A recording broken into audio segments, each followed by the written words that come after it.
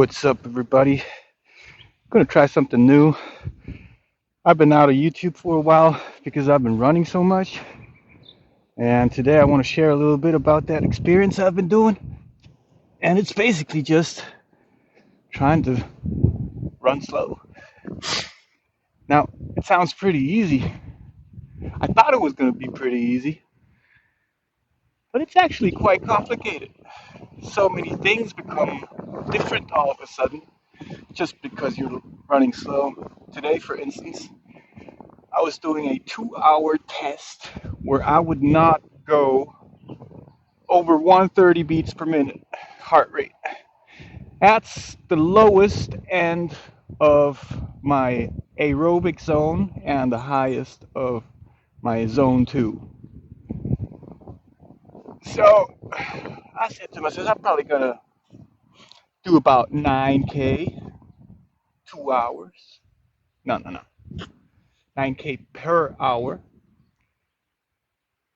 But no, I did 7.55 Ks per hour. And I'm not worried about that because I'm starting with this. Maybe the only sad thing is I'm only starting with this. But I was looking at pacing strategies, and basically, I would love to be able to finish my first 100-mile run in under 20 hours. That's very ambitious. Truthfully, that's my most, that would be the greatest if I can finish in 20. But I know I'm going to be at around 24 if I'm even able to finish. So 20 hours means I would have to finish 8K per hour. Today I did 755 and I feel completely fine. I don't feel drained. I don't feel tired. Actually, that's one of the things that worries me. I'm pretty used to just feeling beat after a session. And now I got all this energy, and I gotta be careful about it because my focus now is long runs. So it's the first time I feel this well after running 15K.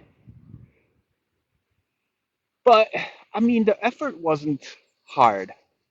Now, the complicated things that happen when I'm starting to run slow like this is that you become aware of so many other things. Today, for instance, look at this. It's pretty hot, and I'm going to change my strategy just because I need that volume. It was hard for me to keep that heart rate low after the sun started hitting on me. So that's one factor. It's not just running slow, it's how you react to the context as well. So it was pretty hot, and I'm going to start to see if I start running early. And that means for me basically trying to see if I can wake up at around 4, see if I can leave my house at around 4:30 and be back by 7 on the days I take my daughter to the school and wake her up, or be back around 8 on the days I don't have to take her to school. We switch every day. Either I take her to school and my wife picks her up, or the other way around. Because running slow means I need to have more time for training. So there's an economy there happening as well. I mean, it's nice to be able, like months ago, I did a half marathon in 1 hour, 40 minutes. On Sunday, although I did run 4 half marathons within 8 days last week, on Sunday, I ran a half marathon in 2 hours and 3 minutes. But I was hitting the higher end of the aerobic zone and the lower end of my zone 4, which is anaerobic. So that just means I'm learning that I'm extremely inefficient, although I have a certain capacity and endurance. So yeah, it's a nice way to learn. But shout out to Eric McCarty. Eric McCarty wrote one of those magical comments he always writes, and I'm thankful for him for that. I'm gonna try to see if I can find it and put it here.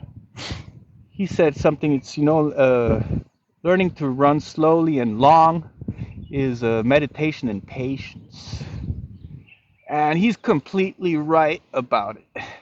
Made me think about one saying we have in Spanish, and patience in Spanish is paciencia.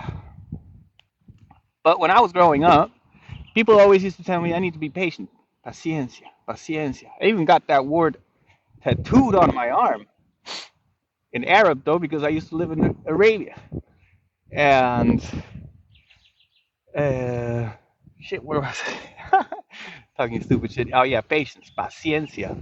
It means paz, like peace, and ciencia, science. Peace and science, that is patience. And I'm doing here a little bit of science in patience because it does get kind of boring. Run laps. How many is it for a half marathon? Here it's 47 and a half. Oh, let's see if I don't get wet though. Doesn't matter. 47 and a half laps, running slowly. I was still running below 6 minutes per K on those slow half marathons. But now I'm realizing I'm probably going to hit at some point a 3 hour half marathon, which is perfectly okay. And 3 hour marathon means if I'm running 8 half marathons in a row for that ultra run, I would finish the 100 miles in 24 hours. Now, I'm testing all these strategies within a framework of 2 hours or the half marathon. I'm thinking to myself, that's the minimum I have to work on. 2 hours or a half marathon. And also, as you can see, I'm doing something I never do. I mean, I'm pretty flexible, I guess, but I don't stretch. So right now, I'm feeling positive effects because my legs. Yeah, I guess that's another good topic to talk about. On those low strides, you it's less challenging for the calves because I also run on like these barefoot shoes. That's pretty hard on the calves. But now I'm feeling it on my quads. It makes perfectly sense. Also, I'm feeling more of a rebound in the abs with every step and less of a swing in the elbows with the normal cadence and speed I used to practice. So everything is shifting. And I guess the biggest benefit I'm getting out of this is that this is basically like fat burning. So who knows? I might as well also try to get ripped or something. Because I'm always I don't know what do you call that, puffy. Yeah, I'm always on the puffy side, and I know why that is. Although I fast every day, I'm not eating until 2 o'clock today, and I stop eating at around 6 or 7. I do eat a lot, and I don't know. It's shameful and it's a disrespect to humanity the way I eat. I mean, sometimes I'll just binge eat, and I don't think much about it because I'm fasting. So, and I don't eat bad food either. Like I don't do snacks. I do drink beer, and basically probably also on a daily basis. Yeah, no doubt. Yeah, probably. I do. I love my beers, and but I don't drink much, so I don't get drunk. It's 2 beers or 1 beer. That's it. But I like it. No one's gonna no one's gonna change that. And But yeah, sometimes I do love to do, like I have nuts and peanut butter, and I have my oats, and then I have whatever I might have there, raspberries, blueberries, bananas. I don't put the apples there. I got chia seeds. I just do like this thing. I think that's one of my weaknesses. Some sort of healthy carb load, and Oh, now they're cutting the grass. Perfect. Yeah, if that persists, I'm just gonna leave this. And yeah, he's gonna come over, so I'm gonna skip until he's done with this part.